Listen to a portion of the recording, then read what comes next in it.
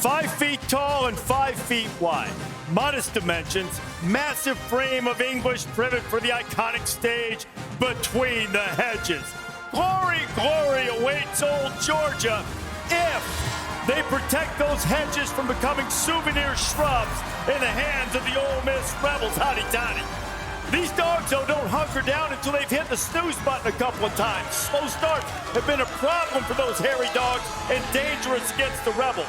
We turn the corner into the second half of the season. Their old rivalries with elimination stage, rematch the title games and last stands. But here, oh, do they love to come back to Athens town. They love to jump up when they hunker down. It's time once again to get that Bulldog grin with 93,000 of your closest friends. And it's time to let the big dog eat. College football is the greatest. You have no idea what's going to happen on any given day, and it's great to be back down here in beautiful Athens, Georgia. Whenever you're here, you can't help but just celebrate the history of football here, like the greats.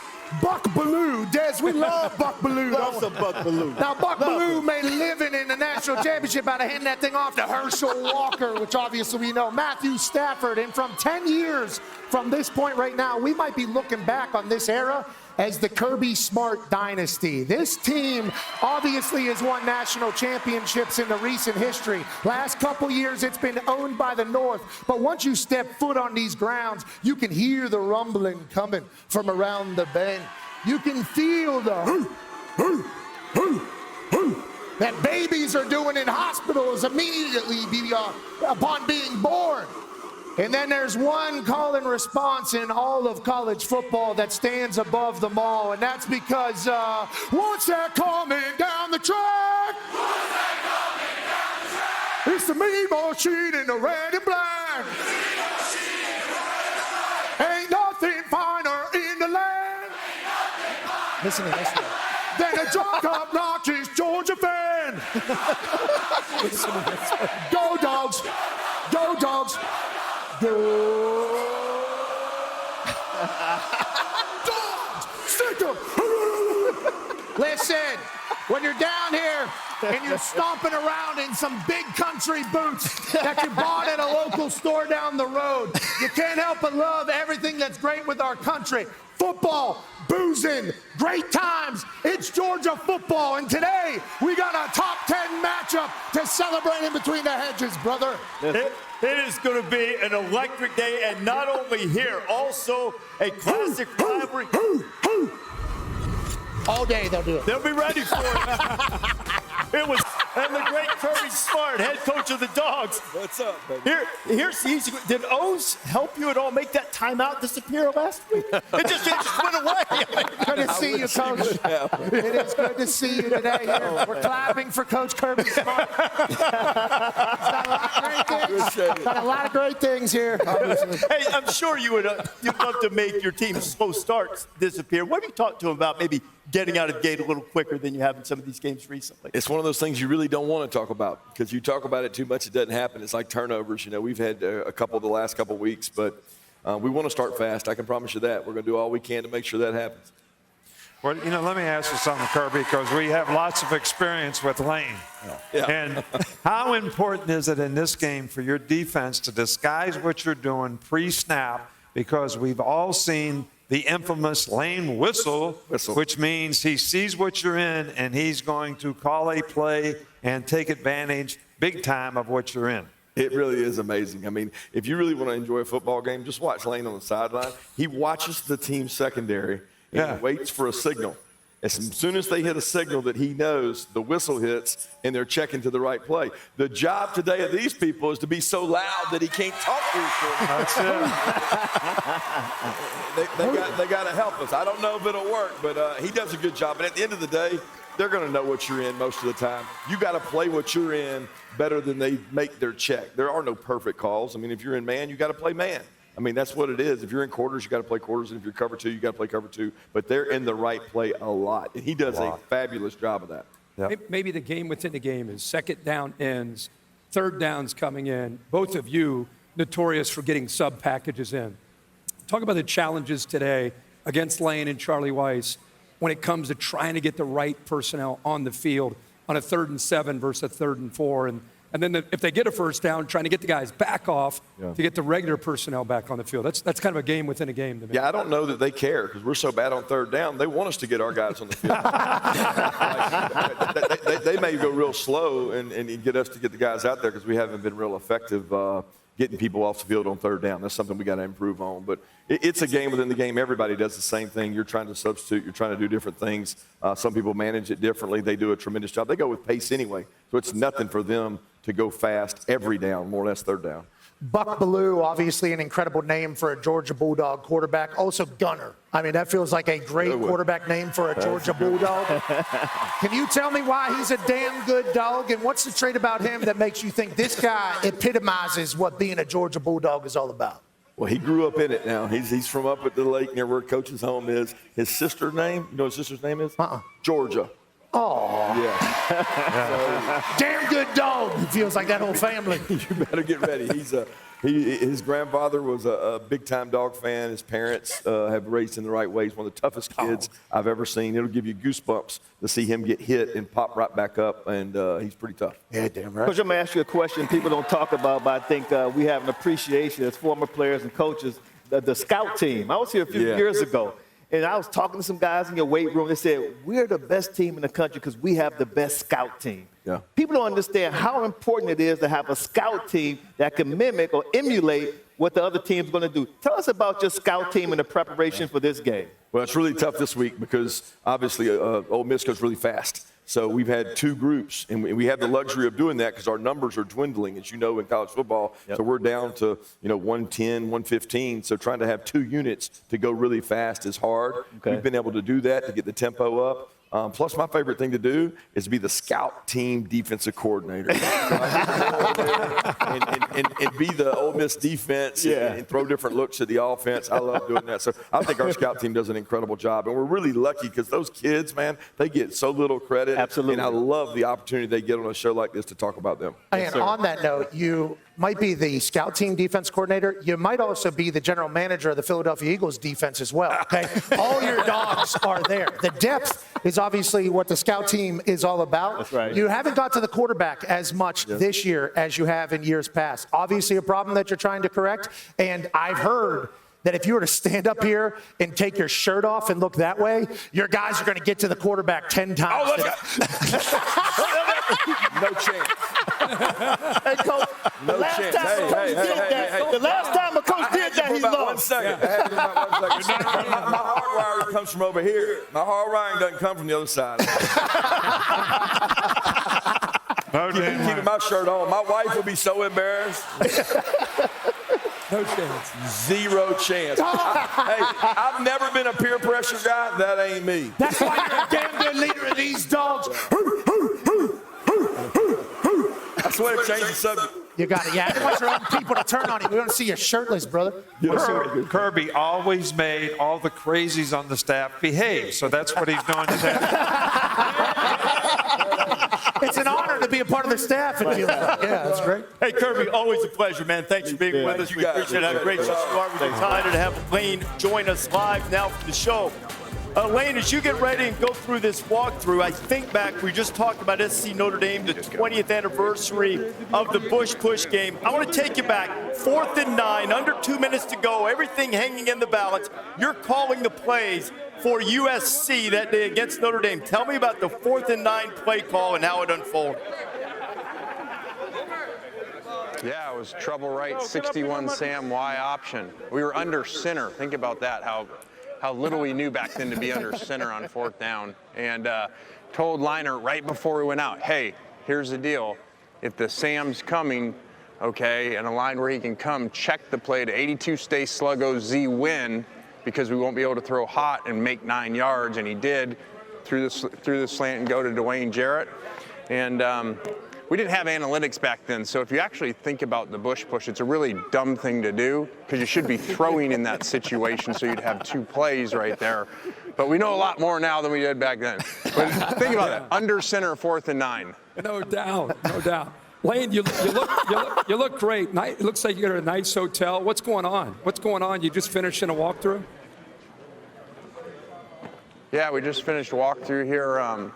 hopefully a nice hotel will help us. 2 years ago we stayed down in Atlanta, not a very nice hotel, and got ran out of the stadium. So they got us in a vineyard over here. When you go up against Kirby, there's actually a spa. There's some people stands out? walking in the spa right now. Oh, yeah? I think that Kirk, yeah, there's people in their robes over there. It's actually kind of weird.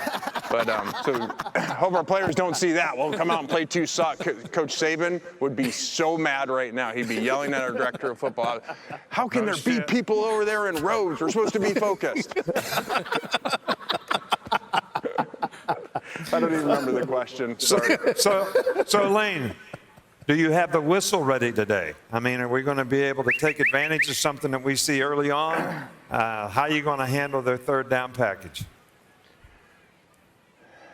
Yeah, the whistle is ready. That's we use that. We get the quarterback's attention a lot, and they always say, "Well, is the whistle loud enough?" And I always say, "Well, I was next to Kirby Smart and Coach Saban in Baton Rouge and Tiger Stadium in overtime, and we whistled all the way down to Blake Sims." And we whistled to him, and Blake turned around, and we changed the play to a pick play. And we beat LSU, and Kirby actually tackled me on the sidelines when we beat LSU. That's a good whistle, Great. brother. Maybe call some ducks in if you need to in the meantime. You look fantastic. I hope you got the good 6:30 hot yoga in. I hope you're ready to go. Maybe you should stop by the spa, get that skin even more moisturized. You look unbelievable at this stage. Now, let's talk about your quarterback. We love Trinidad. We love the story. Coming out of That's Ferris. rat poison. No. That's for you or for Trinidad? Nonetheless, you're both killing it right now, undefeated. No, you're rat poisoning me. You look good. Don't even try today, Lane. It's all figured out. Don't even worry about it. You'll be able to have a job for the rest of your life, even if you guys lose by 100. Okay, is that good? All right, now let's move forward with Trinidad. Trinidad, at Ferris State, where obviously he won, I think the entire year attendance that he played in front of on away games was like 70,000 or something like that. This will obviously be the biggest stadium and the most amount of people that he has ever played in front of in hostile territory in his life. What are your thoughts on him, and how do you think he handles the moment here in between the hedges? Well, we've talked a lot about that with him. I think the stat was all of his games were not as many people as there were just in the Kentucky game. So this will be a bigger test for him, obviously from the defensive player standpoint, but from the environment. And Kirby's got him ready to go. He told him be the loudest you've ever been in the history of the stadium. So Trinidad's got to stay really poised, really calm in that. And, there's going to be ups and downs. And so we've talked to him a lot about that. And hopefully he'll be ready to go. Coach, I know you're at a nice hotel. I hope the rooms look better than the lawn, which is pretty brown right now. When you know about the physicality of this Georgia team, especially defense, what do you do to get your team ready for their physicality? Well, we tell them, you're going to have to be ready to play. This is not one of those games you can just position block people. You're going to have to, Coach Saban's statement, you're going to have to dominate your box, and you're going to have to be physical within that and win that, or you're not going to beat these guys. These guys, 30-1 at home. They've had the best run in 5 years of anybody in the country. And so you're going to have to play really physical. You're going to have to have that mindset. And what Kirby does a phenomenal job with his players that he got from Coach Saban is it doesn't matter. They're going to come back in the fourth quarter. If you have them down like we did last year, you're going to have to keep them down, and you're going to have to play great because they're not just going to go away. Wayne, we appreciate you, man. Thanks for spending some time with us. Wish you well, and good luck today against the Dogs. Thanks for spending time with us. Go get a win against these Bulldogs, Lane. Thank you for joining us, buddy. Good luck, Lane. All right, guys. Have a good one. I don't know if that's real Ugga or JV Ugga. We had real Ugga's here now. There we go. Dave. Yep. And Harry Dog right there with him. I've told this story before. Ugga kicked me out of my hotel room once. They bark a lot around here. Precedent. He got to take it. I came in. They put me in another. It is what it is. Home Depot is delivering our very best game day signs this week. We take a look. Well, see, that went back and forth. I was proud of us for not bringing that up earlier. Exactly what you were referring to just 2 seconds ago with Miss Terry and Nick. In this world, nothing is certain except the ball didn't break the plane, and he was just clapping. Ben Franklin said that. I should have made a sign, and an Ole Miss fan should have written, Kirby calls timeout when the plane lands instead of clapping. Breaking news, Ole Miss Library loses power. Kiffin, this dog caught your squirrel. Love that. Okay. Anytime a squirrel gets loose on a stadium, they go crazy. And then obviously the classic, dogs by 6'7"? 6'7"? 6'7"? Yeah. 6'7"? Yeah. They say 67. I need that explained to me. I got it explained to me the other day because it's going so big. like I think right. you can say it for whatever. Yeah, it's like really. I think it's 7's kind of mediocre. Yeah, I think it's kind of 6'7" on how you use it. I think it's 6'7", bro. Yeah. Not to use it. I'm going to try to 6'7", drop it dude. We're later super on cool. today. You should do that, Rece. Actually, you should do 6'7", dude. We don't Maybe during the picks. We don't do 6'7" on this show. We do 10. I'm very 6'7", which is why I'm appreciative of being here. I just need to know that. Not even true. Third down has been a bit of an issue for Georgia. Dogs allow conversions more than 40% of the time. That's bottom 50 in the nation. And Ole Miss is among the best in the country on third down. And when the chains move, the Rebels can crank up the tempo. Now, fast tempo caused Georgia some communication issues against Tennessee. Getting the 11 on the Georgia defense on the same page to know the assignment, that's one thing. But everybody in the stands, Kirby says, has an assignment too. I hope it's bedlam. I hope it's raucous. I hope it's crazy. It should be an incredible environment. It's going to be a physical game, and it's going to be real chippy, and we just got to have the right mindset to play every play. Here comes the blitz. Chambliss a throw. Caught into the end zone. Touchdown. He's just an amazing quarterback. Just his ability to do everything on the field. He can run, pass, and get out the pocket when he needs to and extend plays. We just have to execute the game plan that we'll have for them and just make sure we're doing things the right way and just stay disciplined. Rush up the middle and sack. We played well in the red area. We got a lot of big red area stops. We play with a lot of fire, passion, and energy. But with all that said, we still got to play better. We're real resilient. No matter what happens, like we're just gonna keep coming. Like we don't ever back down and give up. Like we're gonna keep chopping no matter what happens. This is best on best. Ole Miss, more than 500 yards per game. That's best in the country. The Georgia defense, even after losing all of these stars the last few years, still just giving up 300 yards per game. That's since 2020. They've carried this excellence forward. 2020, of course, was Kiffin's first season at Ole Miss. We go over to Nick and Kirk at the board. All right, Rece, the crowd, it's been talked about a lot this week. And Kirby's challenged these guys to make a difference. Looking at the numbers, Lane's offenses over the years, at home in the SEC versus on the road. Obviously, it's tougher on the road. Why this offense, the communication, why is it such a big factor? Why is there such a discrepancy? I think the thing that Lane's great at is using formations pre-snap to make easy reads for the quarterback, and he loves to communicate from the sideline. We already talked about his whistling to tell the guy what to do. Right. So let me kind of show you what I mean here. Okay. All right, so when I say formations, they're using formation into the boundary here, trips. Correct? Yep. All right, they know that they're playing cover 3, so he's got all this grass out here to the field. The quarterback, he knows pre-snap where he's going with the ball because of the pre-snap read created by the formation into the boundary. No reason to even read the play, right? Right. He knows pre-snap where to go with the ball. So here, they're 2 by 2, but then when they motion to 3 by 1, all right, this team goes to 3 deep zone, and they're going to run seams. Hit the hash, 2 deep routes. So how do you stop that?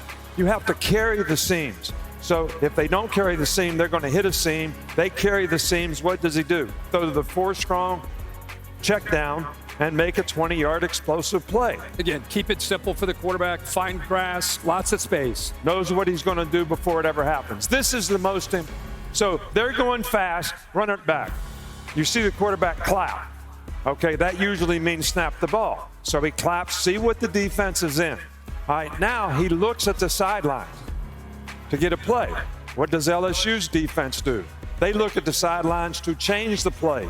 He did not leave the home position. He turns back, quick claps. These guys aren't ready to play. So now they're going to catch him with a big play based on a little bit of trickery that complements their offensive cadence. Coach, you see this all the time that you keep saying how he stays home position, because if he a lot of times he'll walk up, right? Right. That's when they're looking. Here's the defensive coordinator, Blake Baker. These guys are looking over because they think, oh, the play's dead. We got a little bit of time. And that's what you're saying. When he stays here, be alert, be ready. People who want to change the defense on the look The only way you can do that is if the quarterback leaves the home position to talk and tell the players on his offense what's going on. Okay. So now here we go. They go from 3-by-1 to 2-by-2. He is looking at that guy right there, the boundary side safety, who should be going to the middle of the field here, but he's not. Quarterback sees that, and he knows he's going to hit the seam over here. All right, so they don't carry the seam, so he knows he has a seam. But again, this is easy for the quarterback, and it's all created by the formation. Coach, I would add that the miscommunication, you tell me, I think the motion affected this guy knowing what his job is, because look, now that guy that went in motion, he's going down the sideline, affects this guy's eyes, right? Yeah, but this guy should be in the middle of the field. He's making a mental error because of the motion. Now, here's the issue with Ole Miss. They lead the SEC in turnovers. They make an explosive play, but they fumble the ball, so that's been an issue for them, and that will be something that Georgia can take advantage of today if they can create some turnovers. Kirk, with Kawan Lacey's been a great part of the Ole Miss running attack. Georgia defense has yet to allow a 100-yard rusher. We talked to Kirby earlier about some of the slow starts, and to that point, Georgia's defense giving up about half as many points in the second half as they do in the first. But a lot of times they sort of simplify things and let the big dogs eat, so to speak. Yeah, and they have a 3-4 defense, so you need your outside linebackers to be able to eat. Nick Saban broke that down yesterday in a great way on the program. And their defense has been, kind of Kirby Smart's thing. They're the entire Philadelphia Eagles defense. They're Super Bowl champions with that. So we just expect them to always look the exact same way. I actually have some tape here, 3 different plays that showcase 3 different things that this Georgia defense has. And one of them not being as great. Now, here's number 1, defensive end splits combo block between tackle. And they're strong versus the run. They're going to cause absolute chaos with the strength that they have inside. Even if somebody's getting triple teamed, he thinks he has a hole. We're going to go over the top. We got guys everywhere. We are flanking the field. They have been strong versus the run. Now, they haven't been able to get to the quarterback, and they'll hunt, by the way. As somebody's still up, they're going to punch that ball out, and that's Kirby Smart football, not just with big brains. Now, they're vulnerable deep, and that's because they can't get to the quarterback. So if you can't get pressure, obviously double moves and you can get schematically up. Heupel had him. Double move. See ya. Keep it moving. Dogs sending 6 blitzers, leaving only 5 in coverage. Tennessee picks up the blitz, and then the wide receiver runs to the void. Defense area that's cleared out. Shout out to the 3rd defender getting cleared out of the way with the other route, kind of biting down. And then Tennessee's able to take advantage of it. So the eye's in the wrong place, okay? But that all happens because you can't get to the quarterback. Now, to do a little bit of pressure, they're going to scheme that thing up. Pre-snap, they show 5 rushers. Both edges drop out, and they only send 4, but end up with a free hitter because they confuse the offensive line. So them getting to the quarterback has been their main problem. They haven't been great against the pass, but if you can't get to the quarterback, obviously that's going to be a problem. They can stop the run. They've been able to scheme some pressures. Can they get consistently to Trinidad? We shall see. Running the ball has been something that last year that no one really did against Ole Miss, one of the best rush defenses in the country. But this year, they're giving up more than 2 yards per carry, about 2.5 yards per carry more than they did a year ago. Yet you see some improvements in the Ole Miss defense? Yeah, I do. I mean, they've been really inconsistent defending the run, and sometimes they look incompetent. Other times they look like war daddies out there. So they have to get better at consistency. I'm going to show you exactly what they look like when they get it wrong and then how they do it right. It's been hit or miss. Now, look, number 30, the linebacker, he's going to slide to the right. That's Yates.